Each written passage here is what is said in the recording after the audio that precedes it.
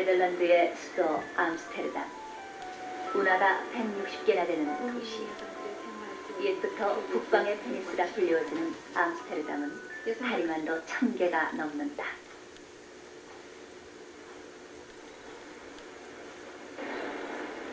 온 시내를 부채꼴 모양으로 흐르는 물, 그 물 위에 어려있는 가로수 그림자와 나지막한 수상 가옥의 아름다움이 보는 이를 정겹게 하는 도시.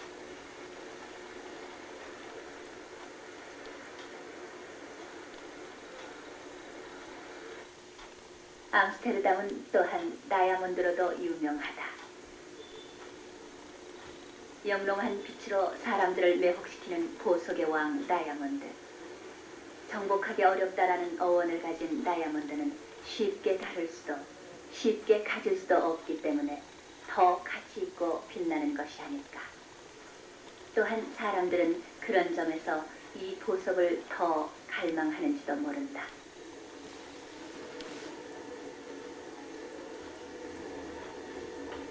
무엇에 견딜 수 없는 단단함, 지순한 투명도, 많은 빛을 굴절시켜서 얻는 반짝거림. 그러한 다이아몬드보다 훨씬 더 빛나는 영혼을 그린 화가가 이곳 암스테르담에 있었다.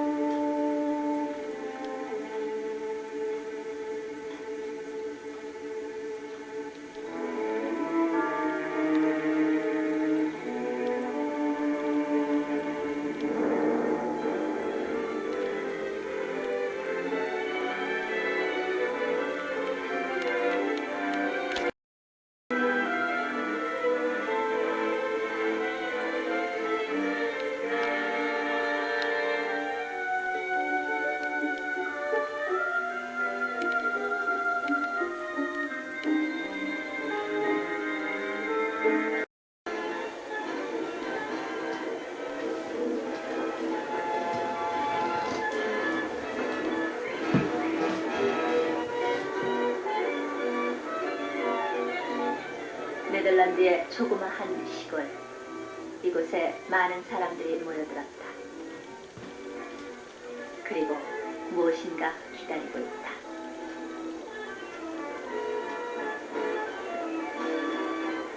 (10시 10분) 전 암스테르담에서 1시간 남짓 걸리는 도시 알크마르에서는 매주 목요일 10시에 치즈 시장이 선다. 낙농국가 네덜란드의 특산물인 치즈를 팔고 사는 이 시장은 400여 년 동안 계속돼 왔다.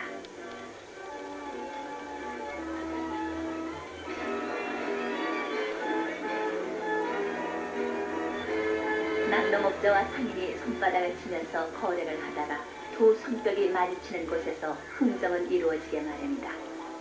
이 독특한 거래 방식이 사람들의 호기심을 부추기나 보다.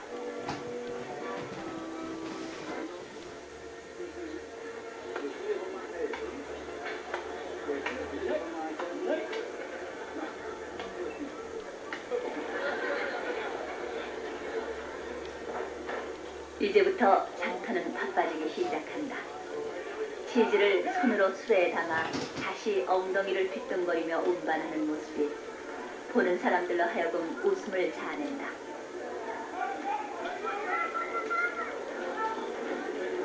운반된 치즈가 제 몸무게를 달고 있는 동안 장터는 마치 시골 국민학교 운동회처럼 떠들썩하게 활기가 넘친다.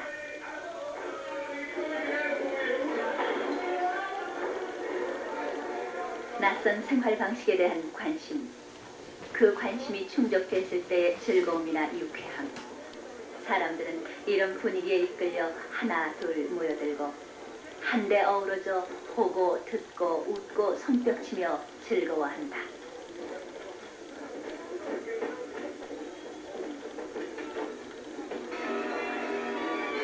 (1582년) 이래 장이 서고 치즈가 팔리고 인간의 삶 또한 지속돼 왔던 이곳 알크마르. 사람들은 삶의 가운데 있기를 바라는 마음으로 이곳을 찾는다.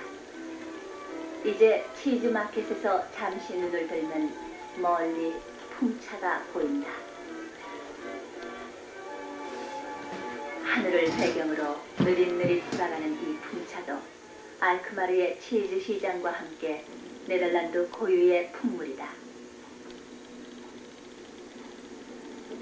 쏴 하고 바람이 건너오면 풍차의 날개가 돌아가는 평화롭고 한가한 풍경.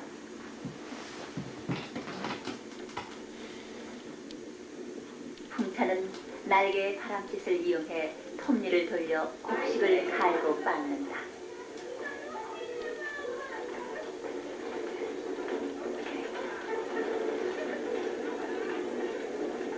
이러한 풍차가 있고 미리 갈아져 뽀얀 가루밭에 나오는 곳에서 태어난 화가를 우리는 기억한다.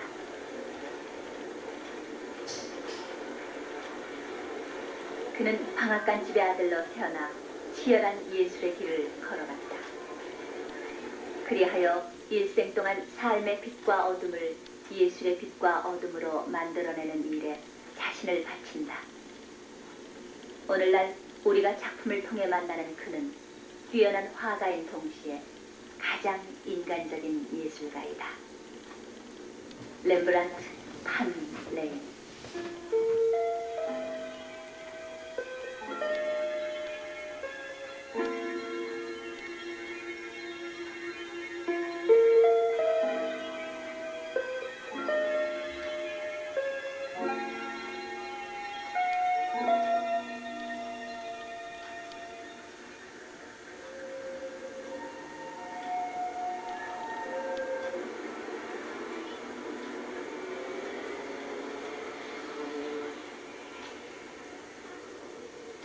고색 창연한 건물은 보는 사람에게 푸근함을 건네준다. 흘러가는 세월이 간직해온 이야기들, 혹은 늘 익숙하게 보아온 모습 때문일까. 여기 암스테르담의 거리에서도 우리는 그러한 푸근함과 마주치게 된다.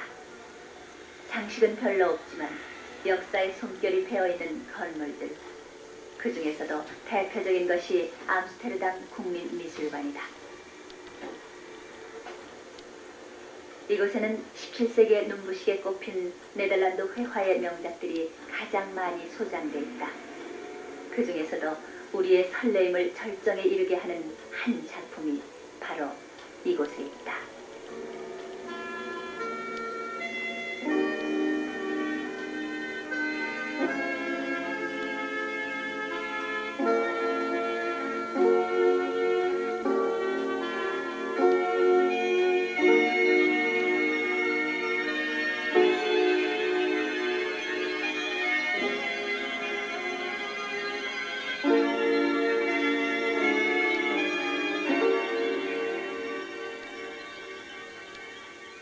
이름하여 렘브란트의 야경. 앞에 인물들의 발이 그림틀 아래쪽 가장자리에 닿아 있습니다. 이 왁자지껄하는 한 무리의 인물들은 앞으로 걸어나와서 그림을 감상하는 사람들과 같은 방바닥을 밟으며 다가오는 것 같다. 착각은 강렬해서 몇 분이 지나도록 우리는 마치 실제 인물과 살고 있는 듯한 느낌을 갖는다. 이 초상화에서의 인물들이 실물과 같은가 하는 문제는 없어져 버린다. 여기서 가장 중요한 것은 행동이기 때문이다. 그 어느 누구도 렘브란트만큼 한결같이 그리고 정신적인 차원에까지 명암법을 구사하지는 못했다. 그에게 있어서는 형태와 형상 중에 가장 기본적인 요소들이 완전히 사라져 버렸으며 명암을 통해 자연을 초월합니다. 렘브란트가 자신의 그림을 비치는 것은 대낮의 햇빛, 한결같이 고른 빛을 통해서가 아니라 인물들 위로 목수건처럼 흘러내리면서 파열하는 햇빛에 후려치는 듯한 조명을 통해서이다. 빛 속에서 살아 숨쉬는 인물이 붓 끝에서 이렇게 나타나 본 적은 한 번도 없다. 또한 이 그림은 바로 태양이며 삶이며 현실이다. 환상의 이쁨과 마력적인 시의 미수가 여기에 있다.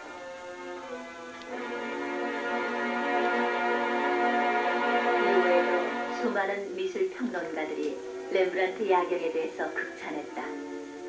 사실과 환상이 극적인 조화를 이루고 있으며 암시가 풍부하고 놀라움으로 가득 찬 최고의 신비를 표현하는 작품이라는 평가가 야경의 명성을 더욱 높여주었다.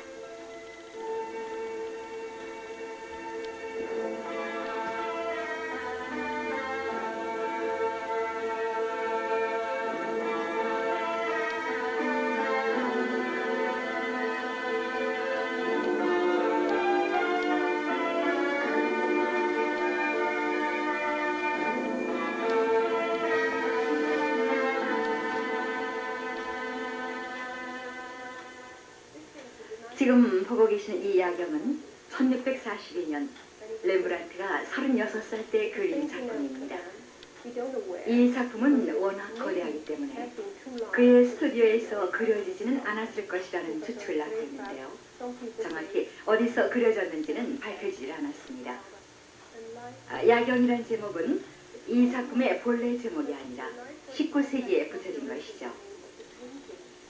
19세기 사람들은 이 그림이 밤을 무대로 그려진 것이라고 생각해서 야경이라는 제목을 붙였는데 실제로 낮이나 밤이나 관계없이 암스테르담에서 활약하던 시민 경비단을 그린 초상화라고 볼 수 있습니다. 1642년 당시 시민 경비단을 모델로 그림을 그린 화가는 렘브란트 외에도 6명이 더 있습니다. 그러나 렘브란트를 제외한 다른 화가들의 작품에는 등장인물이 질서정연하게 늘어서 있을 뿐이며 생동감이 없습니다. 렘브란트의 야경이 다른 작품과 달리 사람들의 많은 사랑을 받고 또 중요하게 생각되어진 것은 바로 이런 이유 때문이겠죠. 그림 속의 인물들은 제각기 총을 들고 있으며 뭔가 부산한 동작을 표출하고 있습니다. 따라서 관람객들은 이 그림을 보면서 어떤 하나의 스토리를 꾸며낼 수 있을 정도죠. 렘브란트 작품의 가장 중요한 특성은 명암의 뚜렷한 대비라고 할 수 있겠는데요. 이 야경에서도 그러한 특성이 잘 나타나 있습니다. 예를 들어서 말을 한다면 주요 등장인물의 옷을 하나는 밝게 그리고 하나는 어둡게 처리함으로써 아주 드라마틱한 분위기를 조성하고 있습니다.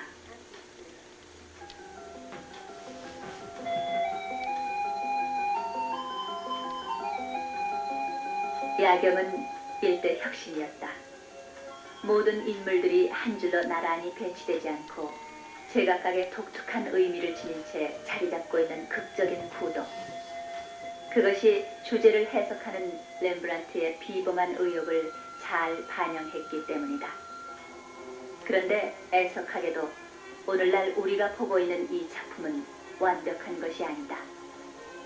그것은 야경이 완성된 후 거의 1세기 동안 시민 경비단 건물에 있다가 1715년 시청 전시실로 옮기게 되는데 시청 전시실이 그림보다 좁아 야경 일부가 찢겨져 나가버린 것이다.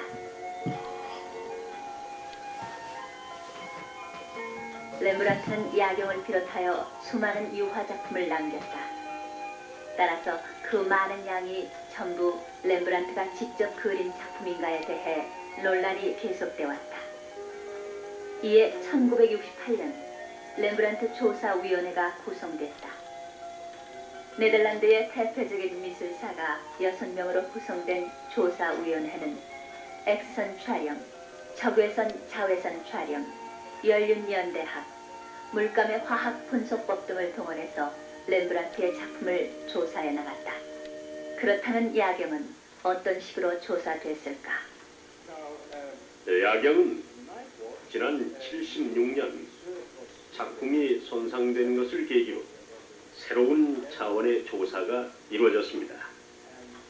손상된 작품을 복원시키는 과정에서 야경이 지닌 밑바탕과 채색 과정이 드러나게 됐고 그 결과 작품 연구에 박차가 가해지게 됐습니다. 작품 손상이라는 불행이 조사에 커다란 진전을 가져온 셈이 됐죠. 조사 결과 야경은 진품으로 밝혀졌습니다. 렘브란트의 야경은 1976년 한 정신병자에 의해 12군데나 찢겨지는 순환을 당하기도 했다. 그 순환을 계기로 렘브란트 조사위원회는 야경을 정밀하게 조사했던 것이다. 이처럼 잘 이루어지고 찢겨져도 예술의 역사에서 찬란한 평가를 받는 작품 야경.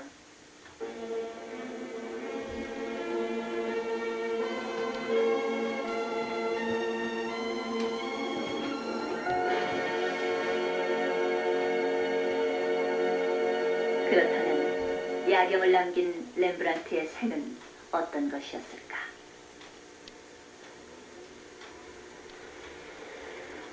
렘브란트가 태어난 라이덴은 네덜란드에서 가장 오래된 대학이 있는 교육도시다.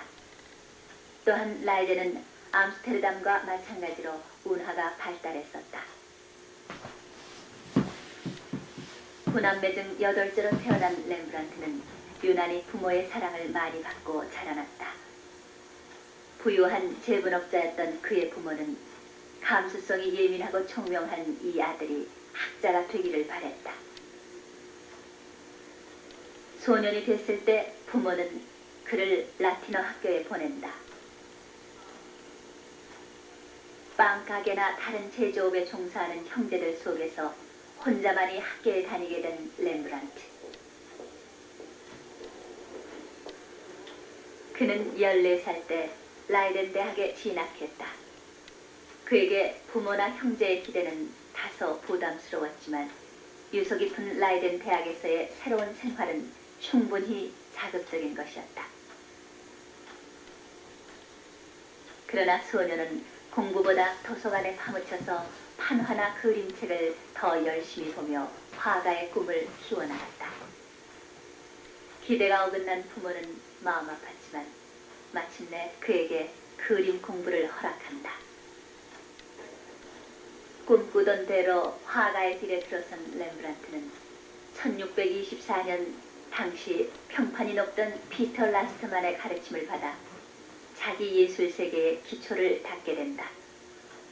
이 시기에 터득한 명암법이 후일 그를 빛의 화가로 만드는 디딤돌이 됐다.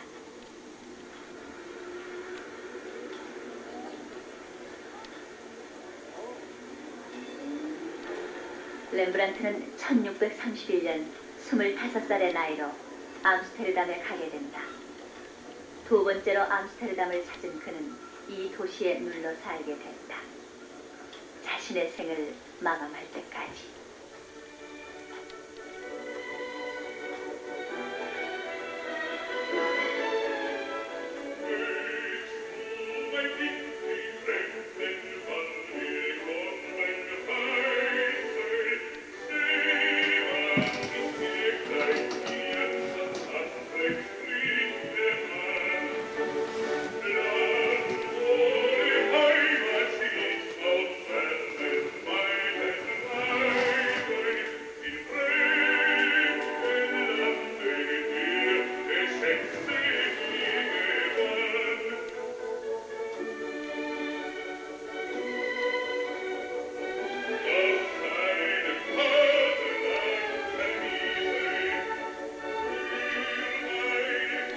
(17세기의) 암스테르담. 당시 우주의 중심이라고도 불리워지던 네덜란드에서 가장 번성한 도시인 이곳은 문화적으로도 활발한 도시였다.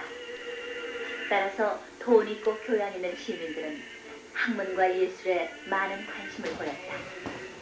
그들은 이름난 화가들에게 자신의 초상화를 그리게 하곤 했다.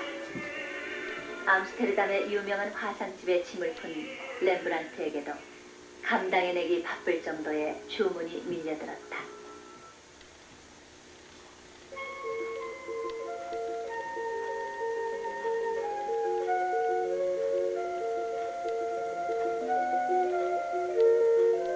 백조와 물오리떼가 논이는 네덜란드의 행정수도 헤이그.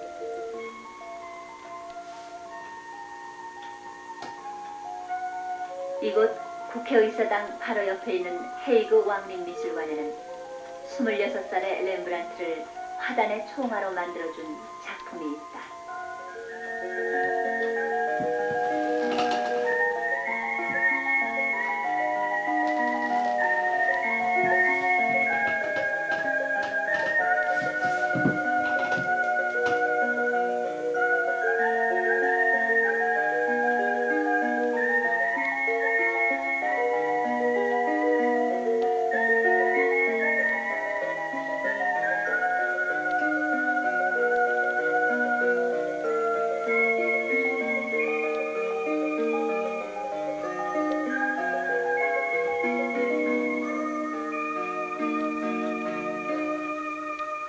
한 화가의 인생과 예술을 빛나게 만든 이 작품은 툴프 교수의 해부학 강의이다.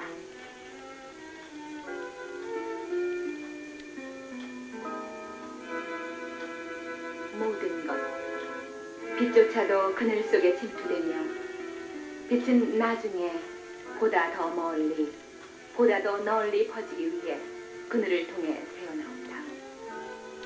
어두운 파동들은 환하게 비치는 중앙을 감싸고 미묘한 변화를 일으키며 침투하고 흐릿하게 만든다. 결국 색채들은 서로 스며들고 녹아서 가장 어두운 것조차 색이 새까맣게 되는 것을 방지한다.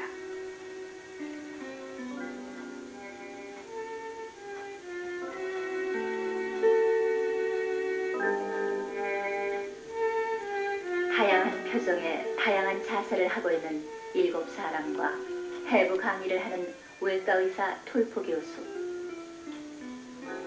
각각의 개성 묘사가 확실하면서도 하나의 의지로 통일된 이 작품에서 우리는 초상 화가로서 뛰어난 렘브란트의 역량을 보게 된다. 해부학 강의는 렘브란트가 고향 라이덴을 떠나 암스테르담에 진출한 후 1632년 처음으로 돈을 받고 그린 그림입니다. 여기 그림 위쪽에 연대가 적혀져 있죠. 피라미드형 구성 방식에 그려진 이 그림은 니콜라스 툴프 교수가 암스테르담 외과의사 동업조합원들 앞에서 사체를 놓고 강의하는 모습을 담고 있습니다. 등장인물은 제각기 다른 시각을 지니고 있습니다. 그들 중 몇 사람은 툴프 교수를 바라보고 있고 다른 몇 사람은 눈앞에 놓인 사체를 놀라움으로 보고 있는 것이죠. 관람객의 눈의치와 동일한 시각을 지닌 사람은 맨 위의 사람으로 그림의 핵심 부분을 손으로 가리키고 있죠. 그리고 맨 위 사람 바로 아래에 있는 세 사람의 외과 의사들은 툴프 교수가 지적하는 사체 부위를 뚫어지게 바라보고 있으며 나머지 사람들은 그의 강의를 지켜보는 모습으로 그려져 있습니다. 이 작품은 한 사람 한 사람의 개성 묘사가 확실하여 렘브란트의 초상 화가로서의 뛰어난 역량이 나타나고 있습니다. 그리고 8명의 사람을 하나의 전경 속에서 깊이 있게 결부시키고 있는 작품이죠. 니콜라스 툴프 교수는 창조에 관한 무엇인가를 설명하고 있는 듯합니다. 이것이 바로 이 그림의 메시지라고 생각합니다.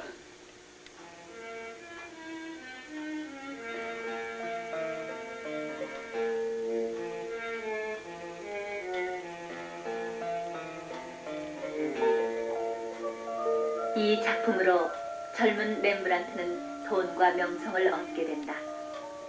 렘브란트에게 그의 일생 중 가장 안정되고 행복한 삶이 펼쳐지게 되는 것이다. 후기와 명성에 더해 사랑을 갈구한 청년 렘브란트는 28살 때 지체 높은 집안의 딸 사스키아와 결혼한다. 화려한 생활을 좋아했던 아내 사스키아의 모습이 그의 화폭에 담겨졌던 시절, 한 화가의 일생도 충만한 행복과 축복으로 화려한 무대에 놓여져 있었다.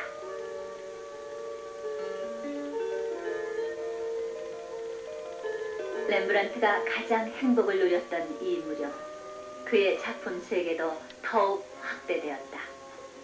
이때의 그림들은 민헨 알테 피나코텍 미술관에 있다.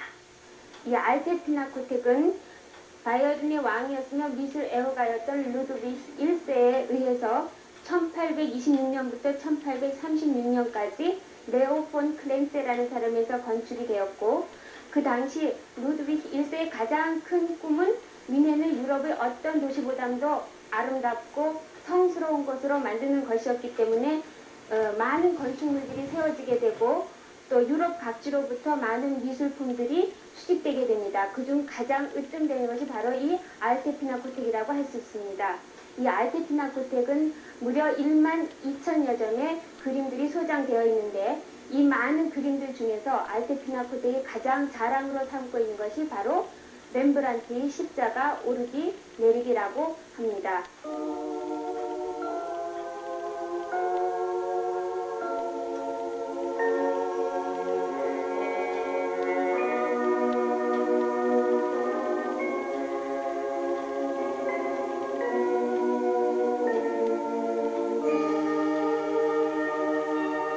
강렬한 명암의 대조와 격렬한 동작은 당시에 그의 화풍을 잘 드러내고 있다. 같은 주제의 루벤스 작품을 의식했지만 그 자신의 개성이 충분히 돋보이는 사실주의 색채를 띠고 있는 작품이다.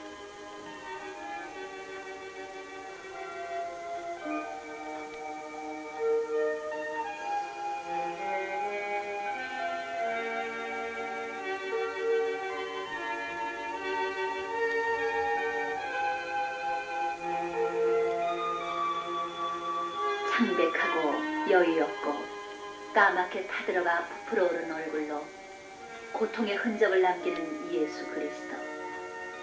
그의 모습에서 우리는 고뇌하는 영혼을 보게 된다. 이 그리스도 순환 연작화들은 렘브란트가 지고한 종교적 감성들을 자기 자신의 내면으로 어떻게 잘 환원시켰는지 보여준다. 어린 시절 날마다 성경을 읽어주시던 어머니, 그 자신도 경건한 마음으로 얼마나 자주 성경을 읽었던가. 성경 속의 주인공들이 현실의 인물로 바뀌어 그에 대비되는 빛과 어둠으로 들어올 때 새로운 의미를 얻게 된다. 이것이 이 그림들을 다른 화가의 작품들과 구별짓는 특징일 것이다.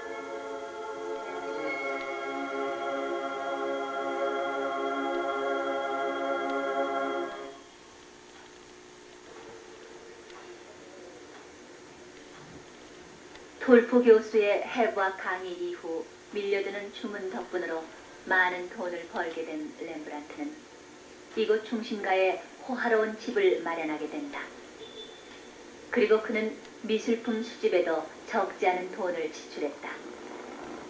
물질적으로 무엇 하나 부족함 없이 풍성하던 이 시절, 그의 인생은 세속적인 의미에서 볼 때 빛의 세계에 있었다.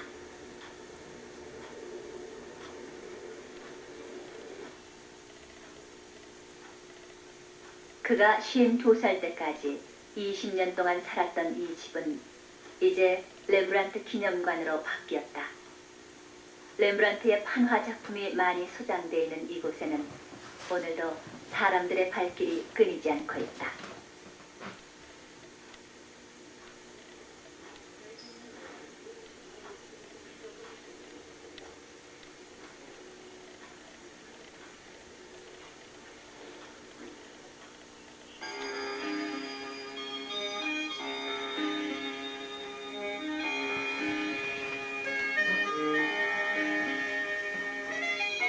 초록의 들판에 앉으면 머리 위로 논이는 햇빛, 가볍게 몸을 날리는 바람, 아지랑이 너울거리는 꿈꾸는 동산, 그리고 호수에 반짝이는 물결과 대기에 충만한 빛의 축복. 그래서 자연에는 아름다움이 영원히 숨쉬고 있지 않는가. 경제적으로 부족함이 없고 풍족한 렘브란트였지만 그가 결코 물질을 갈망하거나 집착한 적은 없다. 단지 그는 그 풍요로움을 즐겼던 것이다. 그리고 그는 자신의 재산을 예술에 대한 뒷받침으로 여겼을 뿐이었다. 그리하여 넉넉하고 안정된 마음으로 눈을 자연에 돌리게 된다. 암스테르담에서 20분 남짓 걸리는 평화롭고 고요한 풍경이 자주 그의 화폭에 담긴 것도 바로 이 무렵이다. 번잡한 도시를 떠나 벌판에 혼자 이르르면 인간을 포근하게 껴안아주는 자연. 그것이 비록 말없이 우리 뒤에 자리 잡고 있다 하더라도 렘브란트는 대지의 깊숙한 호흡과 생명의 리듬을 찾아내서 붓을 들었던 것이다. 그는 자신의 풍경화에서 자연의 소리에 응답하는 인간 내면의 소리를 그려내고자 했다. 인생의 제1막에서 부와 명예의 화려한 조명을 받았던 렘브란트. 그에게도 서서히 불행의 장막이 드리워지기 시작했다. 둘째 아이가 태어나던 해 큰아들이 죽고 셋째 아들이 태어나자 둘째 아이가 죽었다. 그리고 어머니마저 렘브란트의 곁을 떠났다. 삶과 죽음의 허망함, 육친을 잃은 슬픔, 덩그러니 남겨진 듯한 고독. 이러한 모습들이 렘브란트 초상화에 담겨져 있다.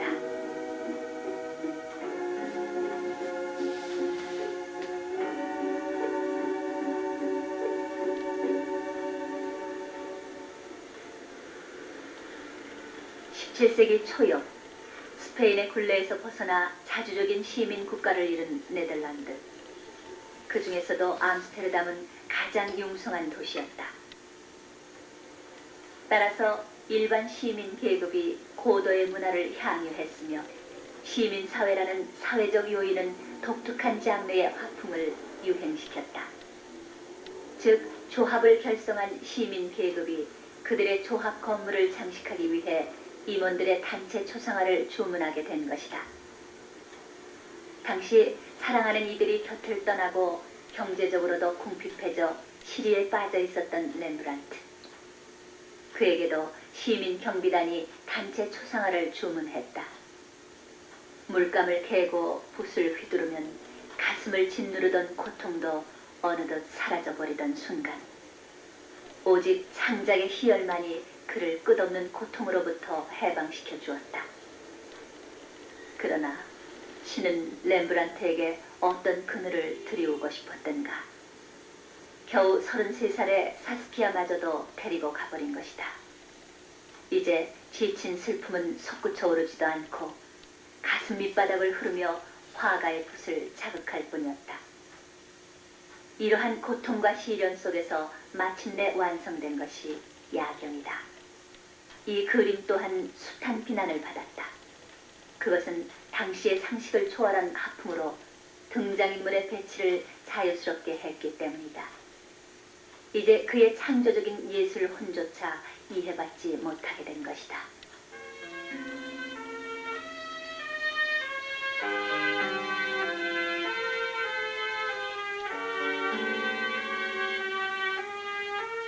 아끼고 사랑하던 사람을 이제 다시 만날 수 없다는 안타까움이 때로 그를 흐느끼게 만들었다. 그러한 오랜 방황 끝에 렘브란트는 깨닫는다. 삶과 죽음은 신의 몫이고 아직도 그에게는 예술의 몫이 남겨져 있다는 것을. 렘브란트는 생활을 동반하는 일기로서 여러 가지 의상을 입은 자기 자신의 모습을 그려 그때그때의 상태를 재현하고 설명했던 것입니다. 이 자화상은 1652년에 제작된 것인데 렘브란트의 신체적, 정신적인 상태를 보여주는 점에서 주목할 만합니다. 1650년대 중반 렘브란트의 경제적인 기반이 거의 붕괴되었을 때, 그러나 완전한 경제의 파산과 심신의 쇠약을 겪게 되기 몇 년 전 그 자신의 심리적, 신체적인 상태를 보여주고 있는 까닭이죠. 열광적으로 미술품을 수집하던 렘브란트는 이 무렵 낭비와 미술품에 대한 과다한 지출로 재정 상태가 악화된다. 살던 집을 팔고 옮겨 앉은 곳이 이곳 유태인 빈민촌 로젠크라프트 거리. 가난으로 세상의 중심에서 밀려난 사람들이 모여 사는 이곳에는 생활의 비참함이 널려 있었다. 그러나 마음마저 황폐해진 것은 아니었다. 아내가 죽은 후 그를 돌봐왔던 핸드리케에게서 딸을 얻었고 사스키아가 남기고 간 아들 티투스도 잘 자라 주었기 때문이다. 그의 살림은 점점 더 어려워졌다. 지금은 고물상으로 바뀌어버린 이 집에서 렘브란트 일가는 하루하루의 끼니를 걱정하며 살게 된다. 그러나 가난도 그의 예술혼을 허물어뜨리지는 못한다.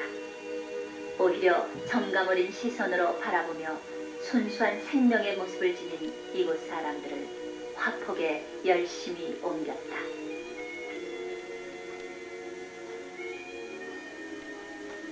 함께 사는 사람들에 대한 이러한 깊은 애정이 그의 작품 속에 우러나올 때 거기 황금빛의 따뜻한 색조가 있고 빛나는 인간의 영혼이 있다.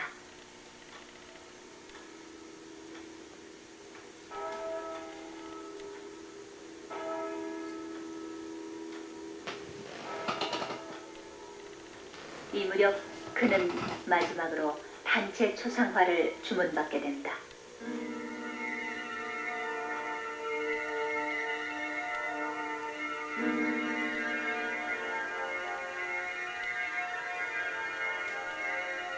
다소 어두운 색조들은 얼마 되지 않는 밝고 빛나는 색채와의 대조를 보다 힘차고 강한 것으로 보여준다.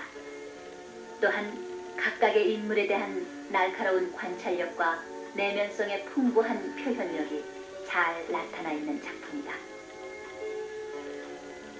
가난과 굶주림과 눈물이 아름다운 것은 아니다. 그러나 그것들도 삶의 한 부분이므로 나는 기꺼이 받아들인다. 나의 예술의 진정한 출발은 거기서부터 시작한다. 혼신의 힘을 기울여 작품을 마쳤을 때 호평은 받았지만 핸드리케가 세상을 떠났다. 51살의 그도 이제 서서히 육신의 쇠약을 느낄 수 있었다. 눈이 침침해지고 붓은 무뎌져 갔다. 오랫동안 마음의 버팀목이 돼주었던 핸드리케도 떠났고 더 이상 잃을 곳조차 없는 렘브란트. 오직 하나 남은 예술혼은 직물조합 간부들을 그린 작품에서 테이블보의 강렬한 붉은색으로 타올랐다. 자기 인생의 진정한 주인으로서 렘브란트는 이 모든 생명의 숨결을 화폭에 담는다. 운명에 굴복하지 않는 당당함, 자신의 인생과 예술을 긍정하는 신뢰감, 창작에 솟구치는 의지, 이러한 것들이 세상과 사람을 따뜻하게 응시하는 그의 눈빛 속에 잘 표현되어 있다. 그러나 아직도 신의 시험은 끝나지 않았다. 유일하게 그의 곁을 지키던 아들 티투스마저 데리고 가버린 것이다. 핸드리케와 화상을 차려 자신이 예술에만 몰두할 수 있게 해주었던 티투스가 죽은 것이다.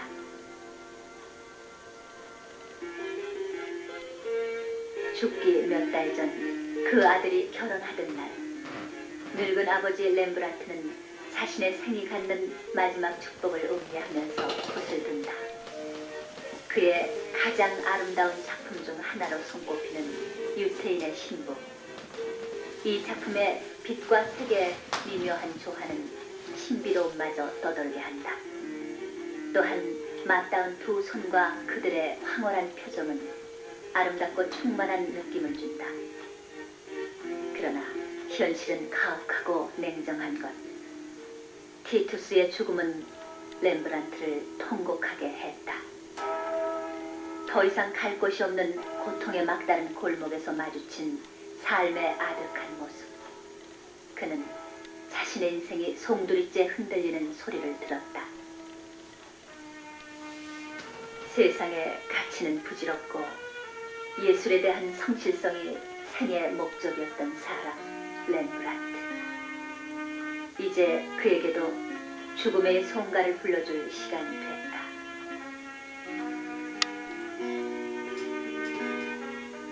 (1669년 10월 4일) 그는 마침내 영혼의 휴식처를 찾아 웨스터케르크 교회 묘지에 묻혔다. 남겨진 것은 자유를 얻은 그의 예술뿐. 쓸쓸한 가을빛 속에 흐느끼는 어린 딸의 눈물이 그의 죽음을 위로하고 있었다.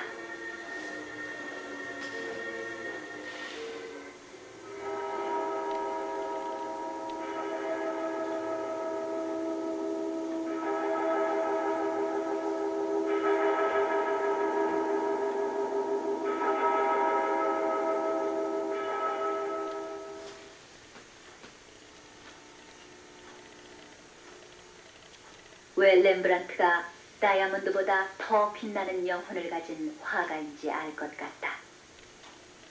불순물 하나 없이 순수한 결정체 다이아몬드. 많은 사람들이 이 보석의 혼을 빼앗기는 것은 그 순수함이 빚어내는 환상 때문일까? 그러나 우리는 다이아몬드의 순수함보다 더 지순한 마음으로 자신의 예술을 갈고 닦은 한 사람의 생생한 삶을 보았다. 그는 자신에게서 돌아앉은 운명에 굴복하지 않고 맞섰다. 겸허한 자세로.